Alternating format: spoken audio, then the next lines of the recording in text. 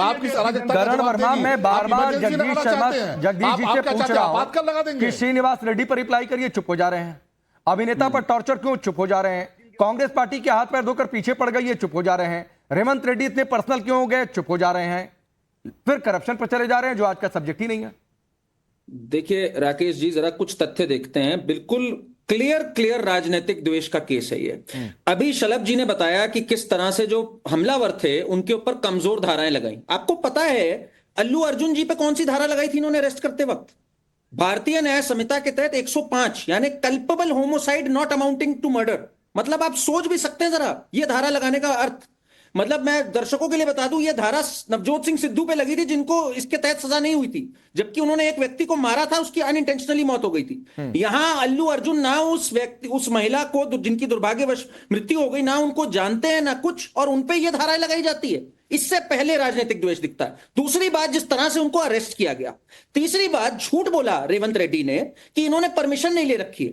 इस समय सार्वजनिक है कहो ये, तो मैं आपको पढ़ के सुना देता हूं। 2 दिसंबर को संध्या थिएटर ने जो पूरा बंदोबस्त के लिए परमिशन ली, और रात को 1:50 AM तक परमिशन ली हुई है। क्लियर टाइमिंग तक मेंशन्ड है। अगर आपकी कानून व्यवस्था आज फेल कर गई इसको करने में, और संध्या थिएटर में बार बार राकेश जी ये दिक्कत आती है, इसलिए स्पेशल बंदोबस्त की परमिशन ली गई। अगर आपकी आज कानून व्यवस्था फेल करी है तेलंगाना पुलिस की, तो आप इसके लिए जिम्मेदार हैं। जगदीश जी, जब आप कहते हैं सत्ता से बात करिए, तो आज सत्ता में आप है वहां पे तेलंगाना में। वहां क्यों 14% क्राइम बढ़ गए? पिछले 1.5 साल में क्यों 56 गुरुकुल में डेथ्स हो गई? 490 फार्मर्स ने सुसाइड कर लिया। लॉ एंड ऑर्डर की ये बुरी हालत हो गई, और उसके बाद रेवंत रेड्डी पर्सनली हमला करते हैं इसके ऊपर। क्यों? क्योंकि अल्लू अर्जुन आपका नाम भूल गए थे रेवंत रेड्डी का एक मंच पे, या क्योंकि उन्होंने चुनाव का प्रचार नहीं किया आपके लिए, या क्योंकि उनके चाचा जो है वो पवन कल्याण है, जो कि आज बीजेपी के साथ खड़े हुए हैं और एक सनातनी है। इतनी घृणा है आपको सनातन से, कलाकारों से, कि आप हाथों के पीछे पड़ गए उनके। करना चाह रहे हैं कलाकारों को भी हिंदू मुसलमान में बांट दो, देश तो बट ही रहा है। आपने बांटा है ये, आपने बांटा है, और फिर आप ही का यूथ कांग्रेस का व्यक्ति जाकर वहां हमला करे। आपके पास आज कुछ बोलने को नहीं बचा। जगदीश जी, हमला जो मामला सर क्लियर दिखे ना, उस मामले में बहुत ज्यादा बीच बचाव नहीं करना चाहिए। एक्सपोज होते जाते हैं, नहीं समझ में आता है। मुर्तजा, अरे रुकिए भाई, एक मेहमान अभी इंतजार कर रहे हैं। मुर्तजा, आप फिल्म क्रिटिक हैं, लेकिन ये अपने आप में एक अलग तरीके का मामला है। कलाकार जाते हैं, अपने फिल्म के प्रमोशन के लिए जाते हैं, अपने दर्शकों से मिलने जाते हैं, अपने फैंस से मिलने जाते हैं। 2 तारीख को 2 दिन पहले परमिशन, अब तो ये पब्लिक डोमेन में है। उसके बावजूद आपको लगता क्या है, ये पर्सनल खुंदस निकाली जा रही है, या फिर इसमें अल्लू अर्जुन की कोई जिम्मेदारी बनती है? देखिए, मैं 30 सेकंड लूंगा, आप सबसे एंड में मेरे पास आए तो प्लीज 30 सेकंड दीजिए मुझे। सबसे पहले तो मैंने अभी दृश्य देखे और मुझे बहुत ही दुख हुआ। अभी उनके जो बेटे हैं वो 10 साल के हुए हैं, 2 बच्चे हैं। आपने उनकी जिंदगी में इस तरह के डर पैदा कर दिया अभी से कि उनको भागना पड़ रहा है। क्या इस देश के वो एक नागरिक नहीं है? क्या सुपरस्टार नहीं है उनके पिता? क्या वो टैक्स पेइंग सिटीजन नहीं है? ऐसे वक्त में जब बॉलीवुड इतने बुरे दौर से गुजर रहा है, इंडियन सिनेमा इतने बुरे दौर से गुजर रहा है, वो इतनी बड़ी ब्लॉकबस्टर दे रहे हैं। साथ ही मैंने जो रेवंत रेड्डी का एक बयान सुना, उसने मुझे बहुत ही विचलित किया। उन्होंने कहा कि मैं सबसे बड़ा सुपरस्टार हूं, I am the most popular person.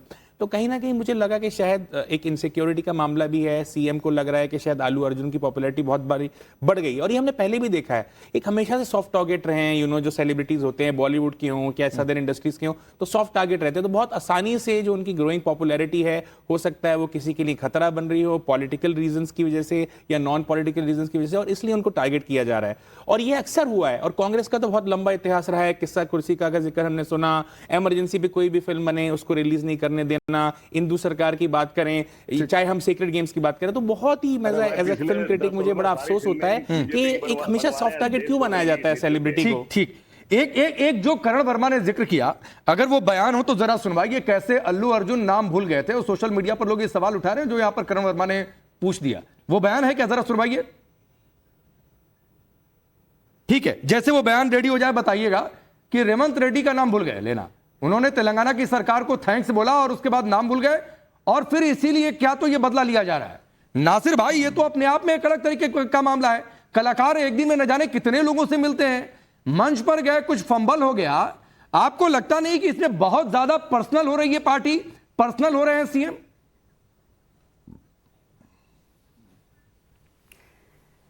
हाँ, मुझे तो बस बड़ी सीधी बात मैंने जो आपसे पहले कही थी वो ये है कि इन पर केस तो बनता ही नहीं है। गलती इनकी नहीं है। जो इंतजामात थे, जो इंचार्ज थे, इंतजाम अपना करने वाले, सिक्योरिटी वाले, उनकी जिम्मेदारी होती है। अब आप सुपरस्टार कहाँ कहाँ देखेगा कि किस किस को मतलब ये कि कौन खतरे में है, कौन गिर रहा है, कौन नहीं गिर रहा है। तो बड़े झूठे बयान आ रहे हैं। और ये वो अल्लू अर्जुन ने कहा कि अब तो फिल्म हिट हो जाएगी। कितने घिनौने इल्जाम उनके ऊपर जो लग रहे हैं। मैं हैरान हूं कि लोग इतना गिर सकते हैं कि एक मासूम आदमी को उसके घर पे हमला करेंगे, उसके साथ दादागिरी करेंगे। आ रहा हूँ जगदीश जी, आ रहा हूँ सर, आप ही के पास आ रहा हूँ। इंतजार कीजिए, वो बयान सुनवा कर आऊंगा आपके पास, रुक जाइए। मैं तो इतना ही जानता हूँ, लगता नहीं लगता, मैं तो इतना ही जानता हूँ, मेरे को इतना ही जानता हूँ। भारतीय संविधान के तहत अरे कलाकारों की सुन लीजिए भाई जगदीश जी। अच्छा चलिए जगदीश जी को बयान सुनवाइए जरा, वो सुनवाइए मंच पर क्या हुआ था अल्लू अर्जुन के साथ, जरा एक बार सुनवाइए। ముఖ్యంగా ఇంకా ఇవాళ థ్యాంక్ యూ చెప్పడం తప్ప నాకు పెద్ద ఎక్కువ ఏమీ లేదు. అందరికీ థ్యాంక్ యూ. అండ్ ముఖ్యంగా ఇవాళ I'd like to thank the government of Telangana for giving us a special prize. ఇవాళ ఫిల్మ్ ఇండస్ట్రీ ఇంత సపోర్ట్ చేసినందుకు ముఖ్యమంత్రి గవర్నర్, ముఖ్యమంత్రి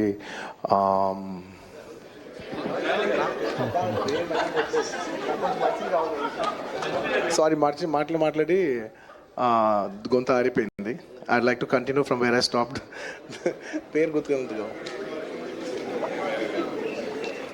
Sorry, I'd like to continue from where I stopped. Firstly, I'd like to thank the government of Telangana, especially the respected Chief Minister Revanth Reddy garu. Thank you so much.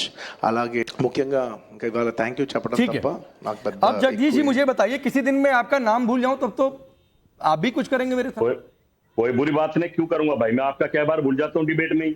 फिर पूछता हूँ, पढ़ता हूँ कि राकेश पांडे नाम है, कोई इशू थोड़ी है।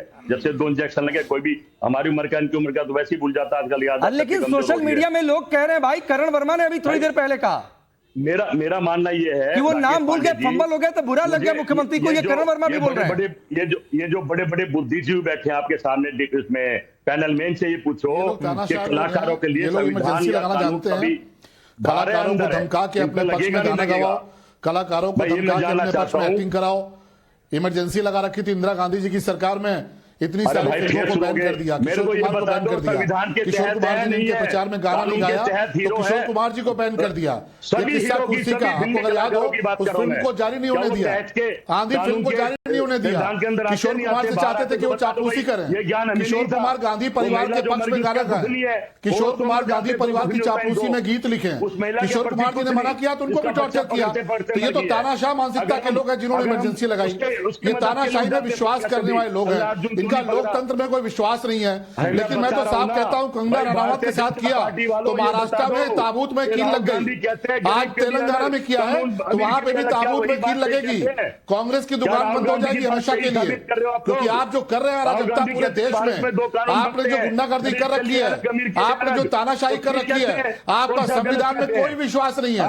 आप परिवारवाद को चापलूसी करने वाले लोग हैं, परिवारवाद की चापलूसी करने वाले लोग हैं, केवल गांधी परिवार की जय जय करने वाले लोग हैं, उसके अलावा आप कुछ नहीं जानते। ठीक है, अब करण वर्मा, मैं आता हूं जगदीश जी और शलभ जी, मैं आ रहा हूं। करण वर्मा, चूंकि आपने जिक्र छेड़ा था इसलिए मैंने सुनवा दिया कि मंच पर क्या हुआ था।